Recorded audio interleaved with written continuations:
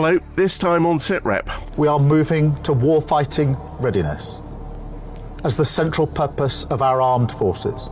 But what kind of war are we getting ready for, and will it be the right one?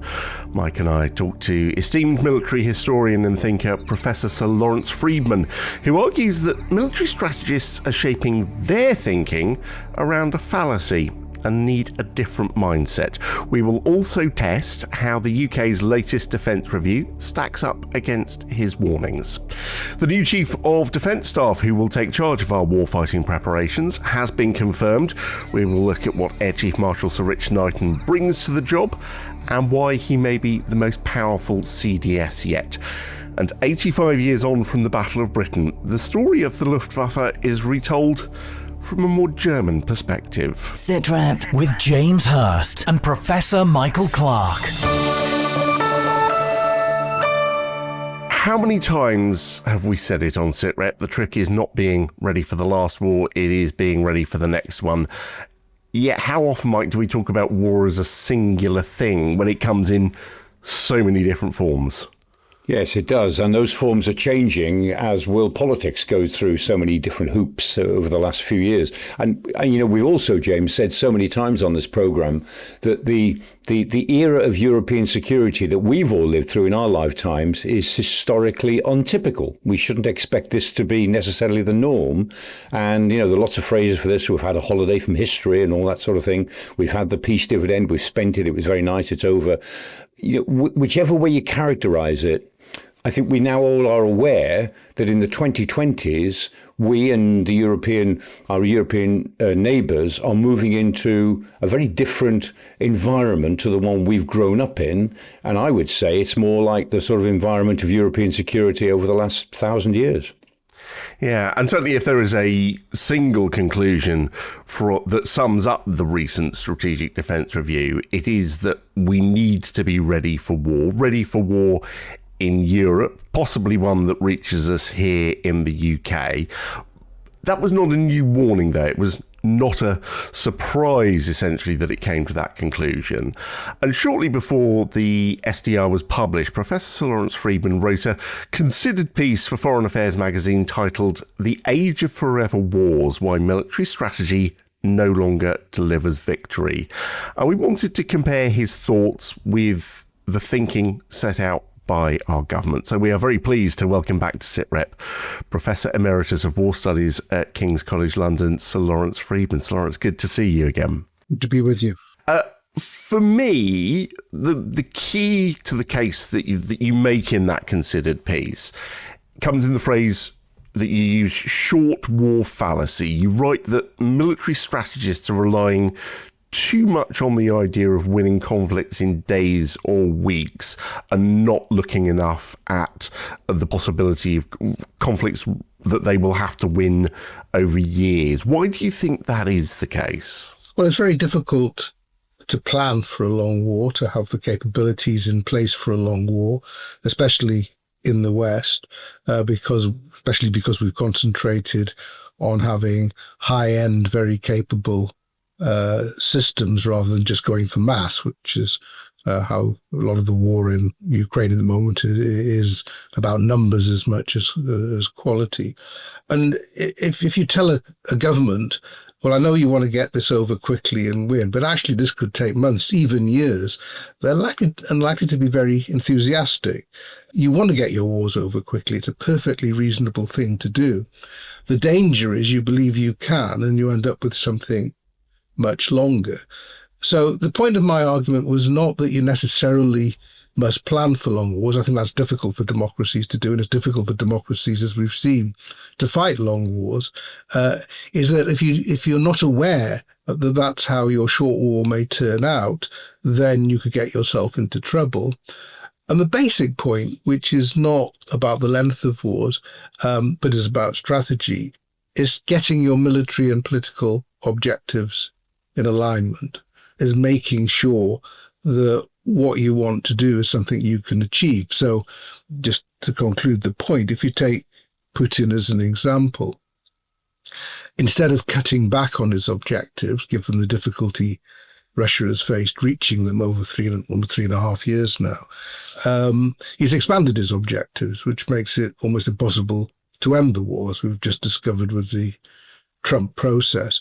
So you can, if you've got more limited objectives, you may get a war over quickly. But if you have very expansive objectives, then you get yourself stuck in the sort of thing that Russia's stuck in. It's difficult, isn't it, when you talk about political objectives, because ultimately for any politician, the objective is not to be dragged into a fight. Yeah. Essentially, you've got to aim for the best outcome if you do get dragged into a fight, which is that you get it over with successfully quickly, but you also have to prepare for the worst outcome. I think what we've seen, and I think the big shock to going back to Western militaries, the big lesson from Ukraine is you need the stocks, you need the inventories, you need the mass. And if you don't have that, then your systems can get exhausted. And even, in the latest example, I suppose you could say of a short war, which did, as it happened, have limited objectives between Israel and Iran, with the US joining in. Even then, there were issues about how long the stocks could last. So the war may be short just because you run out of stuff, but then you haven't actually achieved your objectives. So I think there's a balance, because we're not going to get the stocks for a 4-year war built up in this country, but at least you've got to have the stocks to fight for more than a few days or a few weeks. Mike, we use the word shape quite a lot, reshaping, bent out of shape on this programme. How hard is it for militaries to give themselves a shape that gives them the best opportunity to win the war quickly, but also puts them in the right shape to do the job if it is going to drag on for years? Well, this is where, what Laurie's talking about does require a lot of different thinking in a military mindset, because during the Cold War, we always had the military mindset. It's, as the Americans used to say, it's a come-as-you-are war. The war would be somehow decided, if it were a major strategic war in Europe or a Cold War confrontation, it would somehow be decided by what you had on day one. So you had to be ready for war, and you would win or lose effectively with what you had on the front. And the expectation was, if the war went on any longer, it would quite quickly become nuclear, and then all bets are off. Then it's a different problem. And so, although that's not a particularly satisfactory answer intellectually, it's the answer that the military could live with. So everything was on the front line, everything was in the shop window, and you expected to exhaust it all quite quickly. But the point now is that we've got to think in terms of sustainment, which is not just ammunition stocks, but this is what the SDR and the National Security Strategy are trying to get at. It's a deeper sustainment in terms of societal resilience. And there is a conceptual requirement here to turn ourselves around to think, well, warfare may not be this horrible discontinuity. It may not be this tragic break in our history. It may turn out to be a bit of a condition of life for quite long periods. And that, after all, is what our ancestors lived with for many generations. But we've got out of the habit of doing that, and it may be very hard to get back into it, or it may be hard to get our public to accept it. And one of the biggest problems for our current SDR is that the one issue is will the finance cover it? A second issue is it implementable? Can it all be done? But the third one is, will the public buy it? The public buy the problem. The public don't need any encouragement in understanding how dangerous our world has become. But does the public buy into the sacrifices and the changes that will thereby be required? And at the moment, nobody's asking them about that. So is it clear to you, Mike, in that strategic defence review, what the thinking is when our Prime Minister, our Defence Secretary say we need to be ready for warfighting? Is it clear to you what the thinking is about the kind of war we need to be ready for? Well, I don't think the SDR was trying to predict the type of war, but what it was saying is that, and it's not all about Russia. Although Russia may be our most immediate challenge, it's not about that. It's about how can we get to a position in the 2030s where against a peer adversary, or a peer adversary giving their technologies to somebody else, that we can cope with the levels of sustainment and engagement and technological evolution that will require. So it's a question of, can we give ourselves, as they always say in the MOD, the toolbox to do that? But let's remember, the SDR is only the defence component of a broader approach, which is not really fully worked through yet, even with the national security strategy. I mean, Lawrence, when Mike talks about the emphasis on sustainment, does that to you sound like the government is thinking about the fact it might have to fight a long war and isn't just engaging in a short war fallacy, as you the phrase you use in your piece? I mean, I come back to the point that if you think it's going to be a long war, the best advice is not to fight it. And I think that... But you don't always have a choice. You don't always have a choice because somebody else takes the initiative. Or you find yourself in an counterinsurgency role against someone who's planned for a long campaign, not necessarily a big intensive war, but just the sort of... When the term forever wars was coined, it was about counterinsurgency operations, not about things like Russia, Ukraine. So I think that they would find it very difficult to fight a long war. I think there's 2 points just coming back from what Mike said. First, deterrence is still considered to be pretty important. I mean, a lot of the emphasis on nuclear, including now the purchase of 12 F-35As to take part in a NATO nuclear mission. It's not that we're going to have another arm to our own nuclear capabilities. These will still be American weapons, should mean they'd hand them over, is an emphasis on deterrence of a very old-fashioned sort. If you think you're going to get into a big war, just remember where that could lead. The second part of it, which is what Mike, I think, was talking about, and is very much part of the Strategic Defence Review, is this sense that the boundaries between war and peace are much more blurred. That we've had hostile acts being taken against our country that don't amount to a war, even get close to a full-scale war, but nonetheless, people can get hurt. There's a lot of emphasis on things like underwater cables and so on, potentials for sabotage. There's cyber campaigns, there's information campaigns. There's all sorts of stuff going on that unless you're thinking about and preparing for, can catch you out. And it's part of a long-term thing, which at some point may erupt into something even more dangerous. So I don't think it takes us away from traditional concerns about deterrence and alliances and so on, which remain extremely important. But it does require a different mindset to accept that, I don't like the term pre-war, but that we're in a situation where there's a hostile, certainly a hostile countries, and in some ways a number of hostile countries that are working against our interests and working against our national cohesion, and that we have to find ways of talking about this to the public, as well as obviously dealing with the problems they create.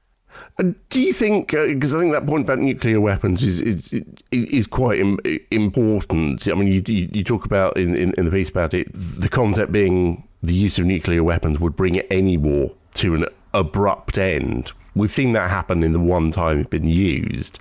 But do you think nuclear weapons are a deterrent to conventional attack in the way that they were in the Cold War?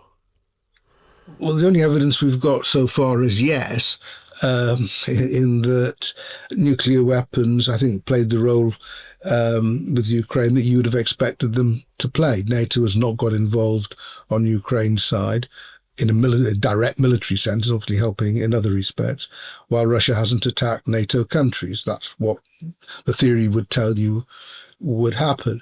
It's great. Everything in this is about risk calculus. It's about how you assess risk. And though, because of the full-scale invasion, Putin gets the reputation now of being a great gambler and risk taker, that was not his particular reputation before. He was somebody who was prepared to use military force, but did so in a pretty calculating fashion. He just got the calculation pretty badly wrong at this time. And that's always one of the worries with nuclear weapons, is somebody may calculate you'll get away with it, and then all of a sudden you realize you don't.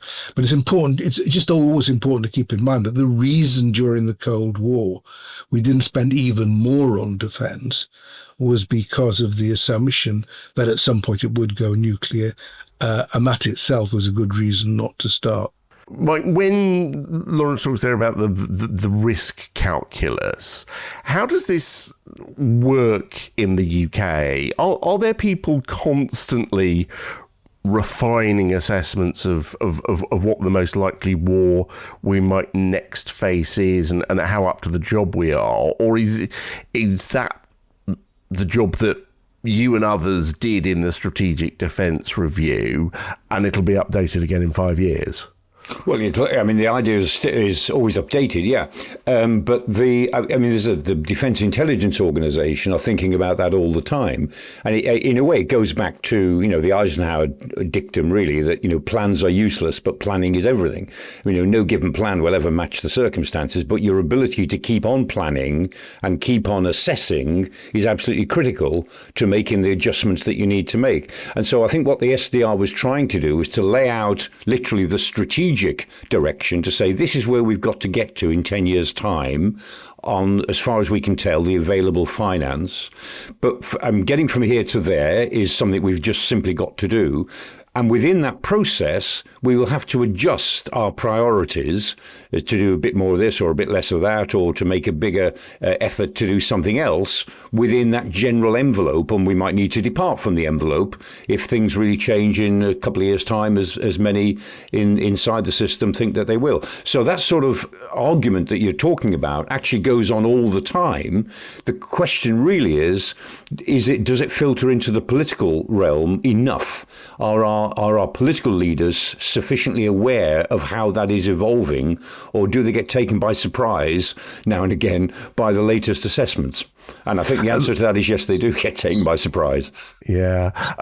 Lawrence, another standout phrase for me from your piece is not losing is not winning, and I think that's being illustrated to the world by what's happening in Ukraine. The idea that there's an assumption that there will always be a victor in war is too simple. And Mike talked at the start about how war seems to be taking on a quite distinct character in the 21st century. I mean, is that concept of not losing is not winning sort of something that is really driving war increasingly around the world when we look at it?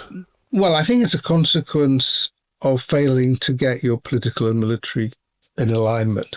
The point I was trying to make with that phrase is that for political leaders, and these are choices made by individuals at the top, you may not be able to win, but if you lose, it's even worse. That there's a reckoning. The costs of failure for regimes can be very high, and therefore almost as soon as you start the fighting, there's another objective added, and that objective is not to lose, because your reputation and everything else is at stake. And the challenge for statecraft is to find ways of shifting your political objectives in a way that, which normally means scaling them down, in a way that you can at least claim that it's not a total humiliation. And the problem, I think, is therefore not to think of a war, go back point made earlier, not to think of the war as something that maybe we discussed in the Cold War, where there'd be a number of indicators that sort of moved green, amber, and started to flashing red. So, oh no, this is a dangerous situation, better tell the boss. It's more that we're in a continual stream of history here, and which, when the fighting starts in earnest, that takes you to a new stage, but there's been preceding stages. And that's why I think the trick, and why I think Mike was right to mention the wider issues raised by the integrated review and the more recent version of that, the national security strategy, as well as the defence review, is to think about all the instruments at your disposal all the time and to try to adjust. So at some point, to deal with the challenges you face, you may want to talk more about deterrence. At other times, you may want to talk more about the economic side. At other times, you may be asking, well, if they're doing all this offensive cyber stuff, maybe we should do too. I mean, there's a variety of questions that once you accept that this is not a period of peace where everybody's happy and cheerful, moving suddenly into a period of war when it's all dangerous and intense, but it's a continual process with different stages, different moods, different concerns, different interests, different possibilities.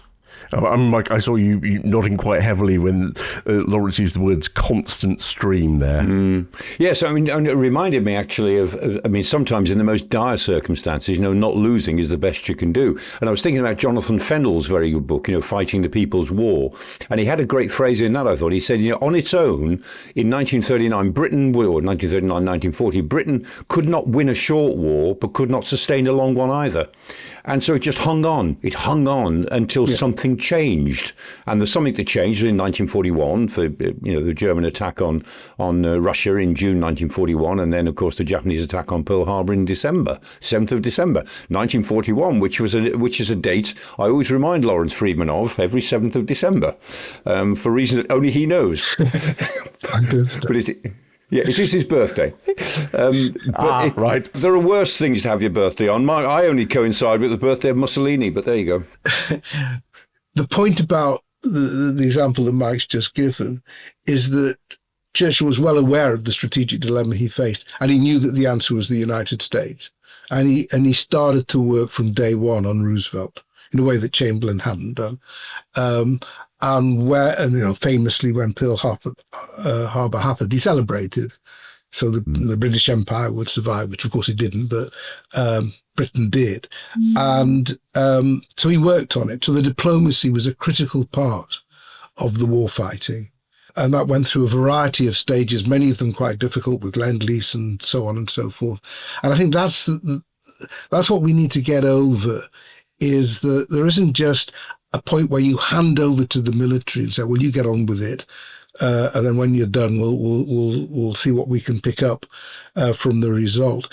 It's a constant interaction between what the military can do, what the military prepare for, how they convey the possibilities for the future, and what the politicians and the diplomats are trying to extract from situations.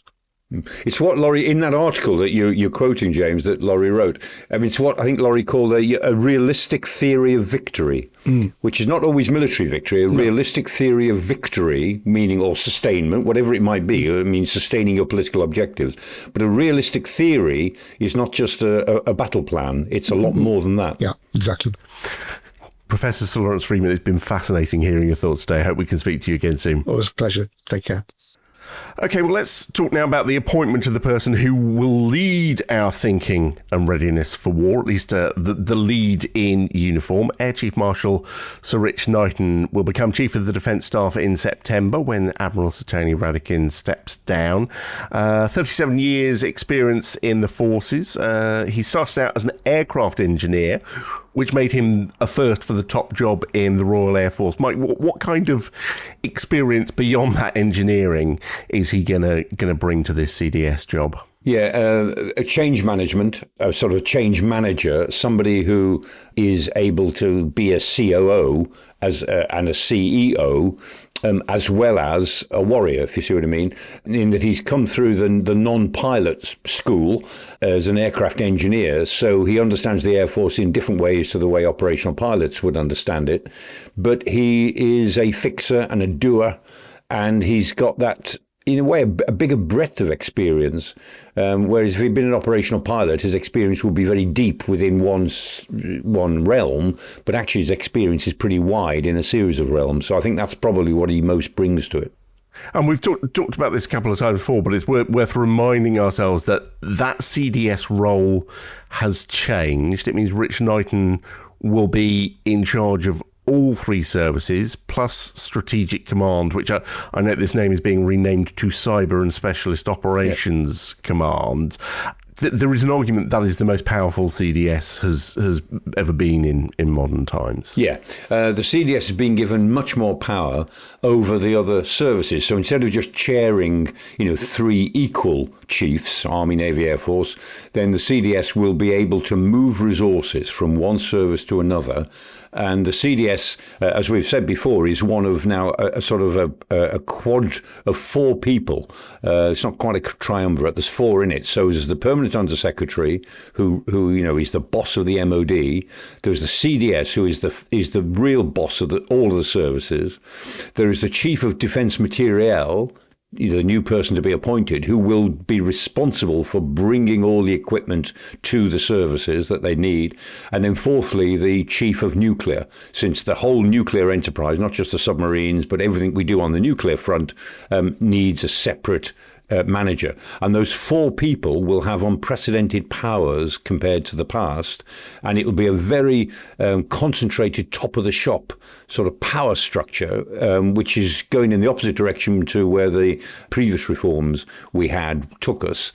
And so we'll see how that works out. But it is a very powerful role. Will people notice down the chain in the armed forces, or is the whole idea that this is invisible to them, but it perhaps delivers better for them? Well, they should notice within, say, 3 to 5 years, they should notice the difference in terms of much more ruthless prioritization, which may be both good and bad for certain people. If you're in an area that's not been ruthlessly prioritized, then you may feel a difference there. But equally, you might be on the right side of that fence and you'll feel the difference and a sort of a big uptick in performance, and it will be less, as it were, driven by management science and more driven by operational proof. Less sort of box ticking and more work on the ranges, or more work to show that a particular innovation is actually fieldable, is deployable. There's a big emphasis now on getting the front end of defence right, and to be much more ruthless with the administrative back end of things. So Air Chief Marshal Sir Rich Knighton's appointment leaves a vacancy at the top of the RAF. Any idea who might be in line to become Chief of the Air Staff? I haven't heard any whispers, but if you look at the roles that people are performing, there's a couple of names. Paul Lloyd, Air Marshal Paul Lloyd, of course, is chief. He's Chief of Materiel for Air, which is an important job. Harvey Smith, Air Marshal Harvey Smith, he's space. Integration of space and air, and that's again that role would be quite important in thinking about the expertise. And then there's Johnny Stringer, Air Marshal Johnny Stringer, who's the younger brother of Edward Stringer, of course. Air Marshal Edward Stringer is now retired, and he's Deputy Commander Operations.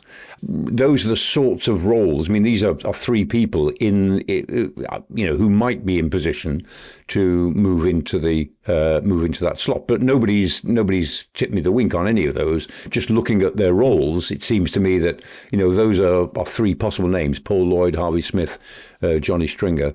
We might hear more about them in weeks to come, I guess. Can we talk quickly about another appointment? And to some of this might seem a bit dry and technical, but it's piqued my interest, particularly when you talk about, that need for ruthless prioritisation. Defence Secretary revealed in front of the Defence Committee yesterday that he has hired your former RUSI colleague, Professor Malcolm Chalmers, also a good friend of Sitrep. Malcolm's going to become a strategic advisor directly to the Defence Secretary with the title Head of Review and Challenge. That's quite an interesting move. Essentially, the Defence Secretary is hiring someone with a job to sometimes say, "You're wrong, Defence Secretary." Yeah, and it is a different sort of job because, Malcolm has been a special advisor before in the Foreign Office. He's been a SPAD, but this is not a job for a SPAD because a special advisor normally works for a minister, and when that minister moves on, then the SPAD might work for the next incumbent. Malcolm did. He worked for 2 foreign secretaries, but it's not automatic because, generally speaking, you are an advisor to that person who happens to be the minister. But in this case, Malcolm's job is, in a sense, he's to the Secretary Secretary of State, whoever the Secretary of State is. His job is to be the challenge person in the Ministry of Defence. And so in that respect, it's good because it takes him out of the political realm. It means that his job is not linked to the future of his boss, if you see what I mean, to the political future of his boss. And secondly, it shows the determination of the MOD to create this challenge function. I mean, it always does a challenge function, but I've been involved in this, on and off for 20 odd years. And what tends to happen is that when a document is ready to go, they bring people like me in to say, please challenge us. And you may or may not be able to do it. But the fact is that it's too late to make any difference by then. They bring you in to validate what they've written rather than to change anything. Now, that attitude has altered. With the Strategic Defence Review began with a challenge group of Richard Barrons and George Robertson and Fiona Hill, effectively responsible for the review, challenging from the beginning what it is we were going to think, and then keeping their progress as in line with MOD thinking.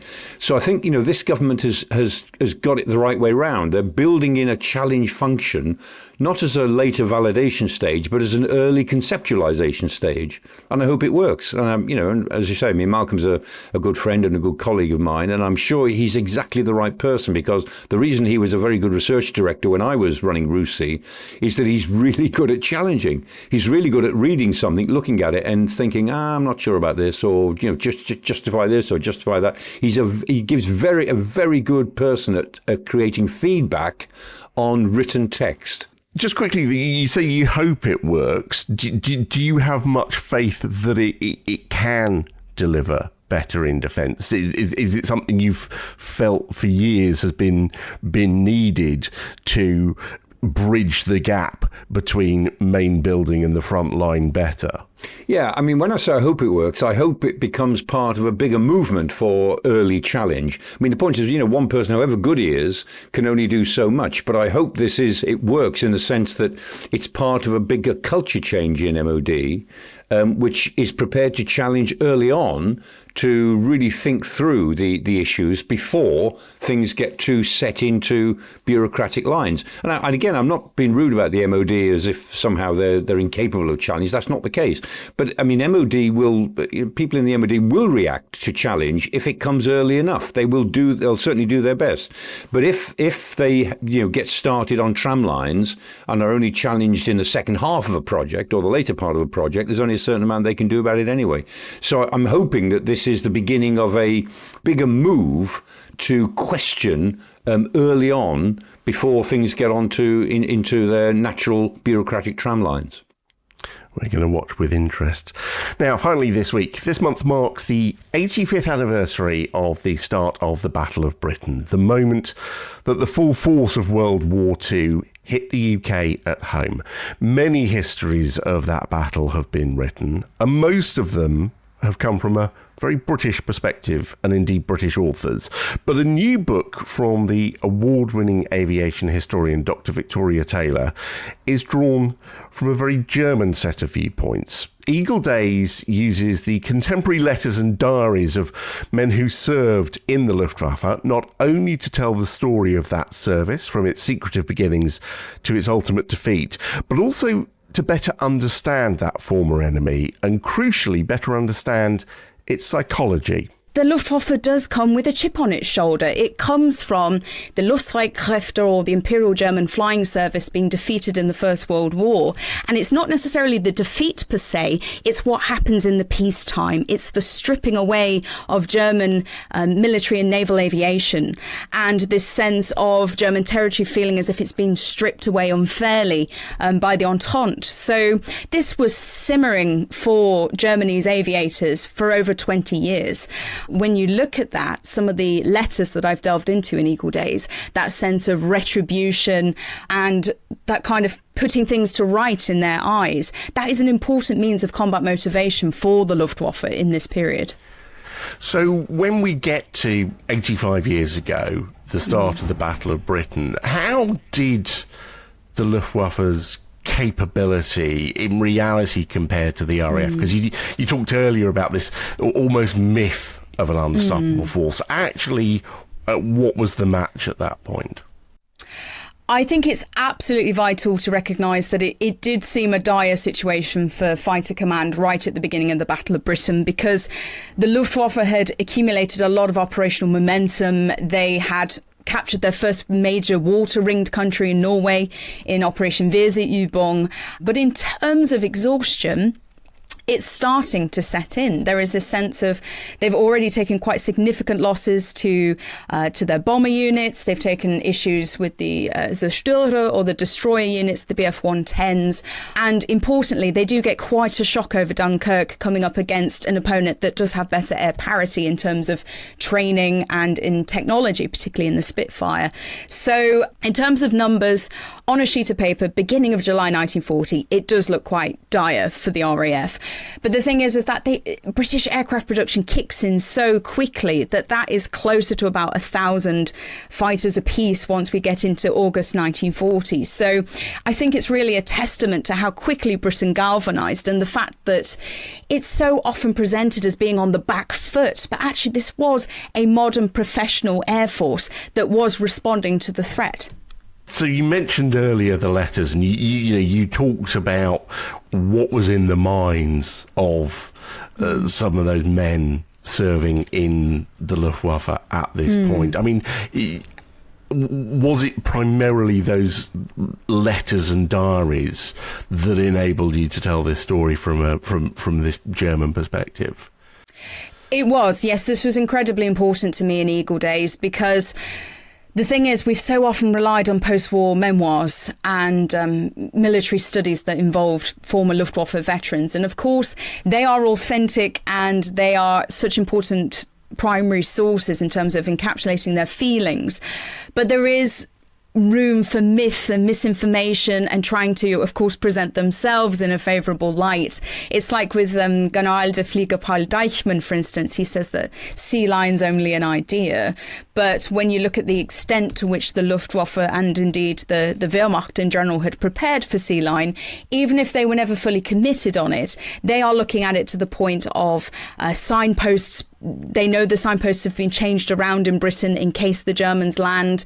They know about the fact that if the church bells ring, it signals an invasion. They'd looked at the Home Guard. They'd looked into British guerrilla warfare, all of these different aspects. And I think also Deichmann was really bad for saying, oh, it's a political fight. It's not really for military purposes in terms of air superiority. But you think, well, no, because you look at the sort of extension of the battle and the sort of gradual phases. And that's why I wanted to go to the letters, because I thought, well, morale is so individual and it's day to day and it's fleeting and it's complex, and looking into all different parts of the Luftwaffe helps to give this broader view of what the Battle of Britain meant, not just to them but to the Third Reich and the Nazi leadership at large. Yeah, I mean, it captures the moment at that moment rather than a reflection on it, doesn't it? And I think that's really important for what I see as being one of the most important missions in this book is your view that there was almost a myth that Luftwaffe airmen were just like us. Why do you see that as being a myth? Because I think if they had been just like us, there wouldn't have been a Luftwaffe deployed in the Second World War. Because when you look at the interwar period and you see the sort of general camaraderie between them, despite the political situation, you'd think, how could they ever be fighting? But the thing is that if we have to understand how they continued in this grueling campaign, we need to understand what they were fighting for. In some cases, that was an invasion. Hans Eckhard Bupp, the very famous fighter pilot, for instance, said that he'd seen the invasion barges gathering already since the early August around the French coastline. So he was convinced that that's what he was leaning towards, that's what he was fighting for. There's others, of course, in some of the ground crew that felt that they're not seeing it the same way. They're seeing them sort of loading up bombs and things like that. And all they can do is be reliant on what the flying arms are doing. And so the thing is with morale is it can be contagious. So you need to look at all different links interacting with each other, that sense of how they feel in the ranks. I think that's very much encapsulated in a letter from Eagle Day on the 13th of August 1940, where there's a junior doctor in a bomber wing in the Luftwaffe, and he says that, our nerves are shot, our men are trying to gather their last strength to win. But ultimately, we've lost a lot of brave comrades and we're incredibly sad. And that is at the beginning of Eagle Attack. That's only, about a bit of a month into the Battle of Britain. That is not long at all. So when you look at all those moving elements, you get more of an idea of that kind of psychological frame that they're operating in. Part of, as you say, why this has been a sort of British-driven narrative in the past is because it's something that German historians understandably haven't necessarily wanted to shine a spotlight on. I just wonder now, in where we are, 2025, yes, where Europe is, in a very different place to where it was 10, 15 years ago. I wonder, with that German acknowledgement of its need for a military role now, yes, what the lessons of this story are today. Yes, well, I think we cannot underestimate actually just how embedded it is in the German psyche that we are not aggressive. We do not overstep our mark. And I think it's one of those things that it's so tempting for other NATO forces to sort of look at Germany and be like, come on, step it up. You're incredibly important to this role. But at the same time, they are wrestling with demons that other countries perhaps have not acknowledged to the same degree. And I think that's the thing. I think it was significant when they started to pledge military aid and support because, in the past, they are so careful about their optics and how they come across. And I don't think it's just trying to obscure that. I think it comes from a genuine need to have understood the past. How did that happen in what they consider a land of poets and thinkers? And so I think it's one of those things that even if they move ahead, that kind of conditioning that they've sort of subjected themselves to and other nations did after the Second World War is not easily undone. And I think that if anything comes from them, it means so much more in a way. Dr. Victoria Taylor, it's been absolutely fascinating. The book Eagle Days is out now. Victoria, thank you so much for joining us on Sitrep. Thanks so much, James. The old saying, Mike, know your enemy, and what Victoria sets out there is also actually quite important for understanding your contemporary ally. I mean, I guess if you don't correctly gauge your past enemies, then you miss chances to know the current and future ones properly as well. Yeah, and know your enemy is really important. Underestimate your enemy is a great mistake, as the Russians underestimated their enemy in 2022 in Ukraine. And I was really interested in what Victoria was saying there about that sense of resentment and injustice that a lot of the Luftwaffe individuals carried with them from what they took to be the historical injustice of 1919, and that sense of determination to carry on. It reminds me of what Max Hastings said about the 1940 campaign in general in France and then the Battle of Britain. He said that, the British approached the war in 1939, 1940 as a series of reasonable men. We were all reasonable men fighting for reasonable objectives. And suddenly we found what unreasonable men could achieve, because they were up against an army, and as Victoria said there, a Luftwaffe, who had what we would consider an unreasonable attitude, an unreasonable determination.